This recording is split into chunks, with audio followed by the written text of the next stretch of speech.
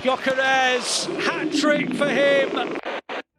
So we're basically at the end of June, and as of this moment, one of the most talked about strikers in all of Europe, one of the most sought after strikers, is yet to make a move, despite it seeming like a guarantee that he would be on a flight already. If Frederico Varandas, the Sporting president, is to be believed, then there hasn't ever been an official bid for Viktor Gyökeres at Sporting, and that stands up to today as far as I'm aware. There's still time, of course. The market changes from day to day, hour to hour, but with Gyökeres, I mean, as a Benfica supporter, I'm blown away that he hasn't moved yet. Let's be honest. If he was at Benfica, he would have moved last summer. The club wouldn't be able to resist a quick sale. Ugh. So, it seems like a move will still happen for Viktor Gyökeres, but we're seeing all kinds of public beef happening between his agent and the president of Sporting, Frederico Varandas, and of course, the most damning thing of all, removing Sporting from his Instagram profile. I know. The nerve of the guy. But let's get into all of this, and I've brought along the perfect guest for you guys, someone who is part of a podcast I love. My name's Albert, and along with my brother Barney, we host the Long Ball Football Podcast. It's an English language podcast dedicated to the Portuguese Primeira Liga and the various clubs' sort of exploits in Europe and such like that. And yeah, we do a weekly show discussing all the big games from the league, all the best players, all that good stuff. They were kind enough to send me this amazing jersey that they made for their podcast. Lovely stuff. Check out their links below. But beyond lovely kits, Albert will help me to tell this story of Viktor Gyökeres, his impact and how he is basically incomparable when it comes to other strikers who have stormed Portugal, the drama in this moment, as well as our thoughts on some of the hesitancy surrounding a potential signing. I am 9. I am Viktor. Viktor Gyökeres was pretty popular amongst Coventry City supporters, and it's easy to see why, right? In his final season with the club, he had 21 goals and 10 assists in the championship. So when he was announced as a Sporting signing, there was an expectation that he would be a good striker for them. But I don't think anyone foresaw this transformation, as he went way above and beyond. Proof of such, look to his performances for Sweden as well. He was barely starting matches for Sweden back when he was at Coventry, but after joining Sporting, he was a regular starter and was banging in the goals for them as well. He was strong throughout the season for Sporting, but things really picked up in the latter half of that first season, and he continued that unbelievable form into his second season, scoring more goals than he played matches.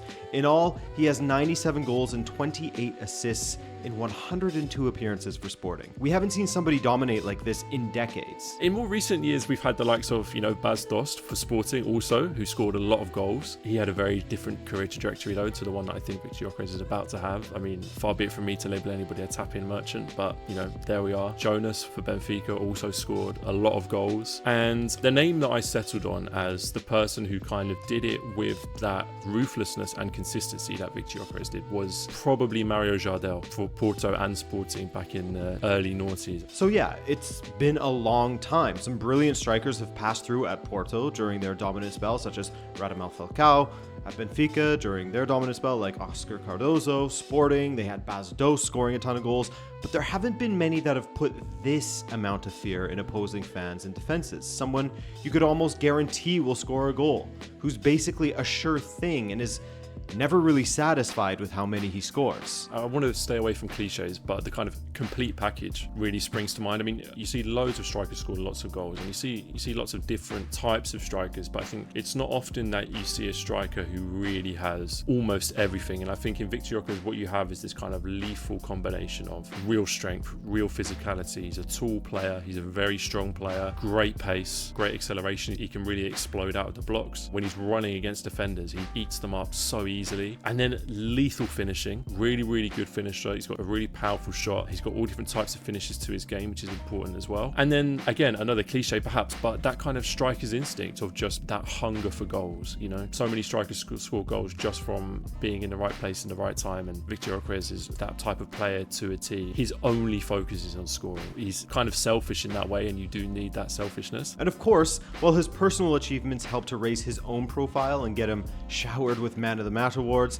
It's mutually beneficial for the club, of course. His success brings an excellent chance for the club's success. And while he wasn't there for Sporting's revival season, for their return to being league champions under Ruben Amorim a few years ago, he certainly played a big role in the 2 titles that Sporting won back-to-back, with Gyökeres leading the attack. Accidental rhyme. But the first time they had managed to win consecutive titles since 1953 and 54. I think it's probably not unfair to say that without him, they might have struggled to kind of get over the line. It was quite close with Benfica this season, and he scores big goals in big moments. I don't want to take anything away from the player, but I almost do want to make sure that we do give credit to Amorim and to the other players, because they delivered a league title without Viktor Gyökeres. But one thing is for certain, that once he did turn up, he made himself the main man at that club. He made himself the talisman, and he completely drove that team to those 2 league titles and the Taça de Portugal, which was really, really a historic moment for the club and something he will always be remembered for. So he's not the sole reason for their success, but a driving force behind it, especially in this past season. Now, as I said in the intro, if he was at Benfica, I can guarantee you that he would have been sold after his first season. Uncle Jorge Mendes would have come along and he would get his tentacles all over this, and thanks, Victor, but see ya, Victor, off you go. E dizem que jamais seremos bicampeões outra vez. Vamos ver.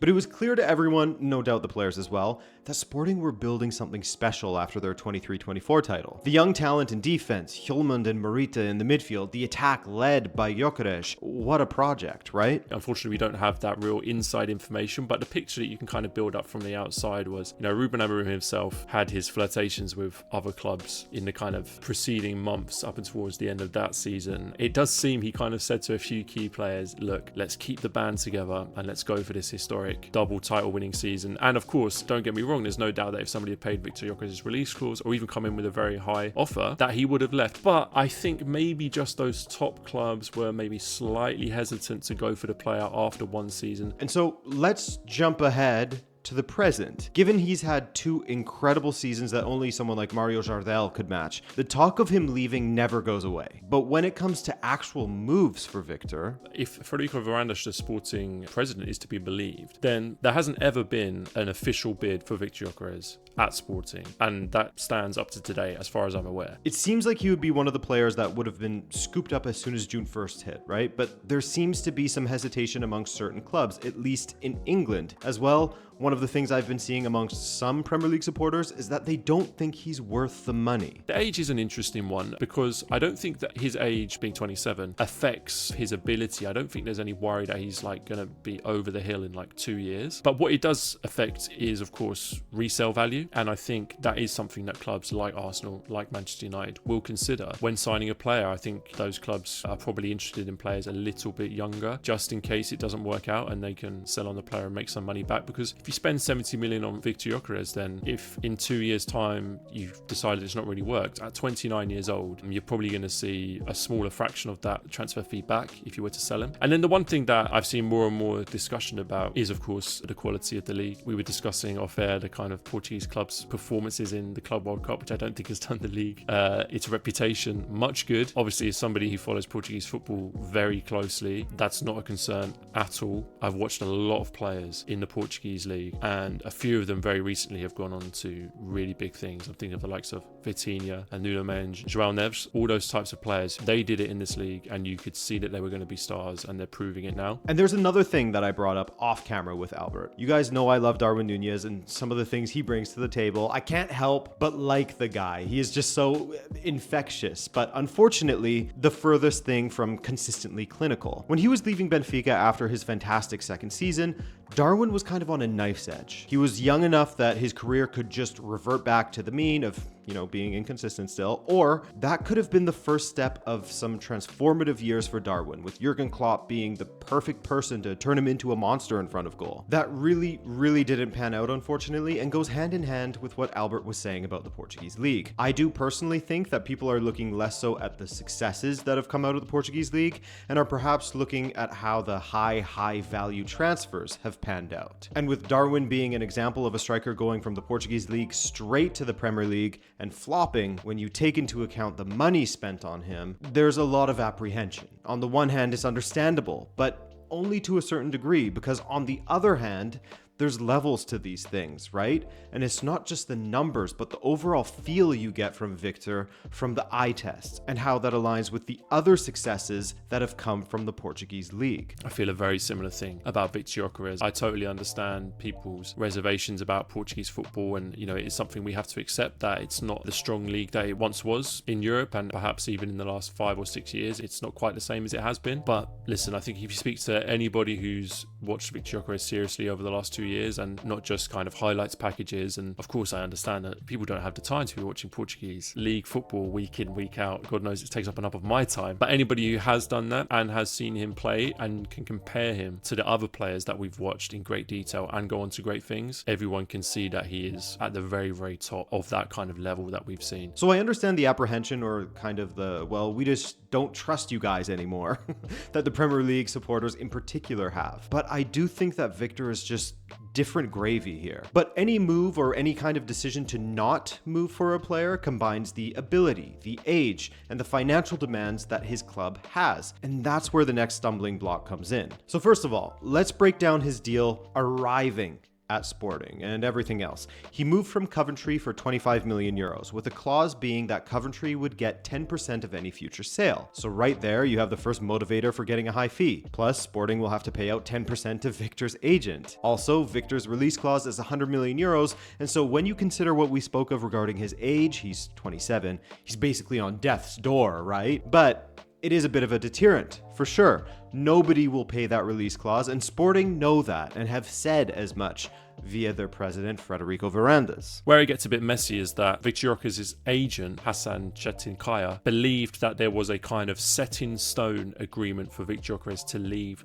for 60 million euros with another 10 in sort of objectives. He does seem to have kind of shopped this deal specifically to a couple of clubs, because when he came back to Sporting with that deal, they've now said, whoa, hold on, this was never the agreement. And I think the confusion comes from the agent believing there was this set-in-stone £60 million figure, whereas Varandas came out and said, look, obviously we are happy to negotiate lower than the release clause, but there is no set fee that is going to trigger a sale for Viktor Gyökeres. So naturally, the agent has felt pretty stupid in saying to different clubs that they can have Viktor for 60 plus 10 or whatever other figure he's been peddling. Now it's at a point where the agent claims that he has written evidence that said that Viktor could leave for that figure, which led to Varandas speaking publicly and saying that Sporting will not be blackmailed into a sale, that there is no set figure agreed upon that Viktor can leave for, but they will negotiate for something lower than the release clause. That is, when a club chooses to bid for him. I think the kind of last elephant in the room, though, of course, is that nobody's actually made a bid for the player as of yet. And so we're still kind of waiting for that one key moment to get the ball rolling. And I think once that happens, I think a lot of this will kind of be left behind, and a deal will be done reasonably easily. So yeah, that's where things stand. He hasn't moved yet, but that's more a result of politics or a misunderstanding rather than an indictment on his ability, because both Albert and I agree that he would improve any side that he joins, that he could handle the physicality of any league that he joins. Listen, if anybody from Arsenal or Manchester United is watching, I would say don't hesitate. I think this is a deal that you can't afford to miss out on personally. And I personally would say don't hesitate to check out Albert's podcast, Long Ball Football, a weekly pod during the season. They're on a break currently, but they will be back, and it's worth listening to. And I will be back for another video very soon, guys. A big thank you to you for watching, as well as to Alex for editing this one. That's right, we thank our editors around here. No stolen editing valor. All right, guys, be well.